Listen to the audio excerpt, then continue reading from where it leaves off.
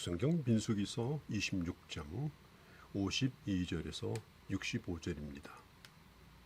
모세는 이스라엘이 가나안 땅에 들어가기 전에 모압 평지에서 온 백성들의 지도자 장로들을 모으고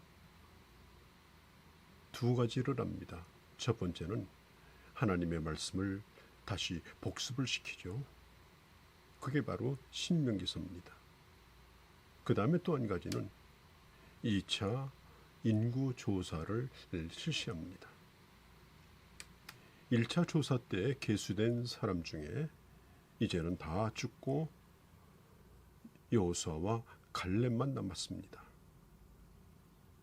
38년 동안 광야에서 60만 명이 다 죽음을 당하고 이제 새로운 세대만이 가나안 땅에 들어갈 준비를 하게 되죠. 이제는 가나안 땅 정복과 그리고 분배를 위한 두 번째 인구 조사를 시작하게 되는 것입니다.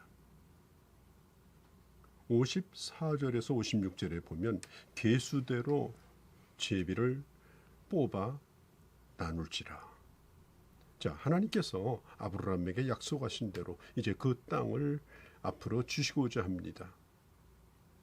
이스라엘이 영토로 분배받은 땅은 요단 동편, 그리고 요단 서편, 그리고 가나안 땅 북쪽, 남쪽에 대하여 오늘 성경에 자세히 나와 있습니다. 처음에는 인구 비례로 땅을 분배를 했죠. 이제 그렇게 하다가 나중에 왕국 시대 후반에는 이 지역 구분이 약해지다가 유다가 망하고 바벨론의 포로 생활을 끝나고 돌아왔을 때는 영역의 개념이 거의 사라지게 됩니다. 이스라엘의 모든 백성들은 지위 구하를 막론하고 가족 수대로 평등하게 땅을 갖게 됩니다. 땅을 나누는 방법도 제비를 뽑아서 똑같은 조건에서 똑같이 뽑아서 땅을 분배하도록 합니다. 백성들의 지도자일지라도 자신의 권위 때문에 조금 더 나은 땅을 받든지 조금 더 좋은 땅을 받지 않았습니다. 그리고 그 땅을 받은 사람들은 하나님이 주신 것에 만족하고 또 남의 것을 탐내지 않게 하셨습니다.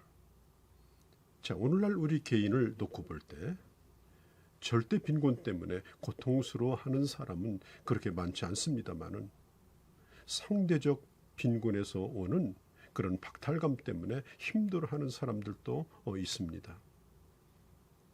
이 시대의 문제는 뭐냐? 오늘 이 땅이 자본주의를 우리의 체제로 인정하지만 자본주의의 가장 폐해는 뭐냐면 개인적 탐욕입니다. 이 개인적 탐욕을 이길 수 있다면 많이 가진 자는 많이 가진 대로, 적게 가진 자는 적게 가진 대로 만족하며 살아갈 수가 있을 것입니다.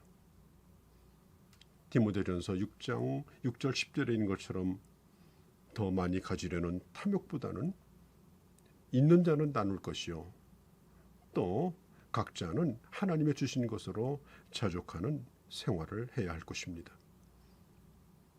57절에서 62절에 보면 계수에 들지 아니한 사람들이 있었습니다. 다른 지파는 20세 이상 된 사람을 계수했지만은 이 레위 지파는 이 1개월 이상 된 남자를 계수하였습니다. 왜냐하면 이들은 이스라엘의 모든 장자들을 대신하기 위해서 하나님이 택한 지파입니다.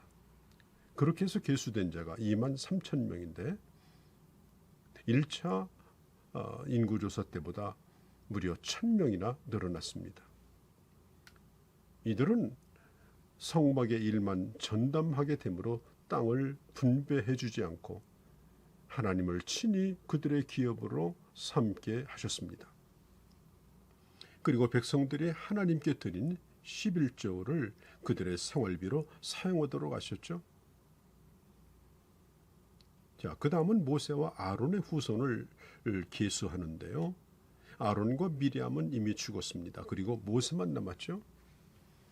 그리고 아론의 아들 가운데 나답과 아비후, 엘르아살, 이다말이 있는데 이 나답과 아비후는 성소의 일을 하다가 정하지 않은 불을 가져다 쓰다가 죽음을 당합니다. 그리고 그 후에 대제사장직은 엘르아살이 맡게 되죠. 그리고 이스라엘이 우상 숭배와 간음으로 죽어갈 때 하나님이 크게 질투하셨는데 하나님의 그 질투와 분노를 풀어드린 사람이 바로 비누아스였습니다. 그래서 그 비누아스는 제사장직을 약속을 받게 됩니다. 자, 20세 이상 계수된 사람들이 이제 다 죽고 여호수아와 갈렙만 가나안 땅으로 들어가는 이유는 간단합니다. 그들이 하나님이 약속하신 대로 가나안 땅에 들어가리라고 믿었기 때문입니다. 믿음대로 되어진 겁니다. 하나님 앞에 고백한 대로 되어진 것입니다. 자, 우리 복습 삼아서 한번 다시 얘기를 나눠볼까요? 모세가 한 명씩, 지파마다 한 명씩 정탐꾼을 임명하였습니다.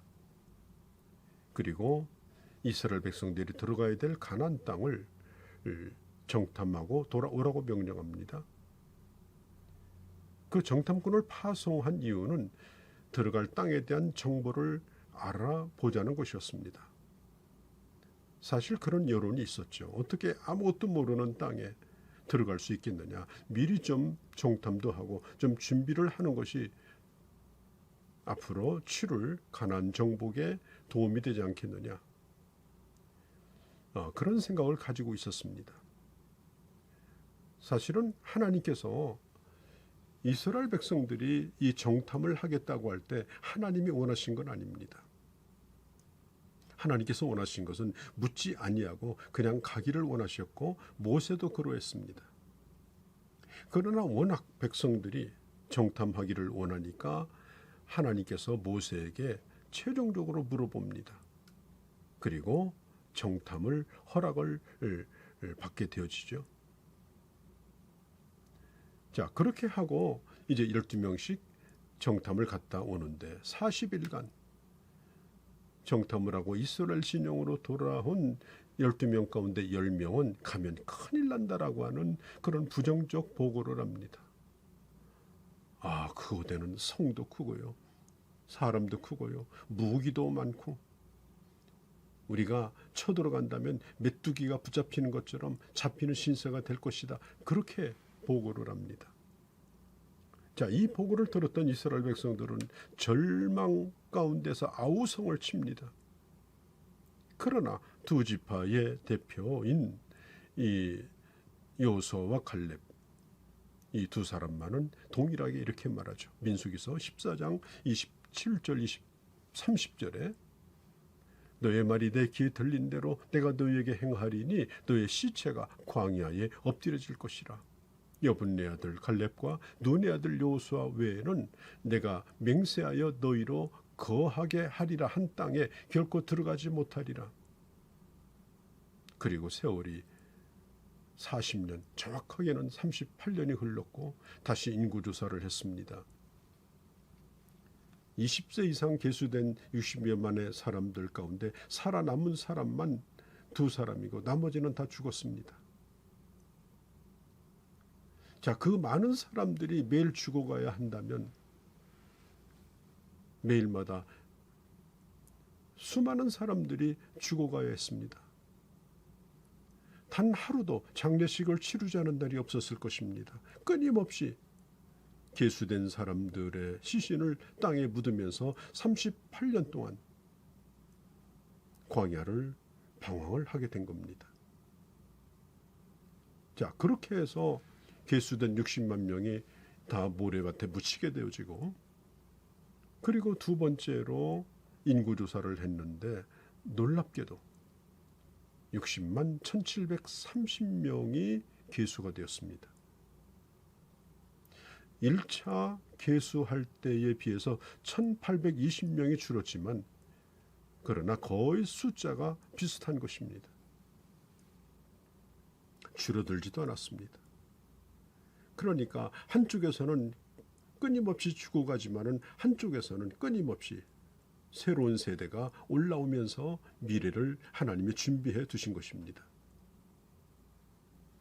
욥기서 5장 18절 17절에 보면 하나님은 아프시게 하시다가 싸매시며 상하게 하시다가 그 손으로 고치시나니 6가지 환난에서 너를 구원하시며 7가지 환난이라도 그 재앙에 내게 미치지 않게 하며 기근의 때에 죽음에서 전쟁의 때에 칼의 권세에서 구원하실 것이라.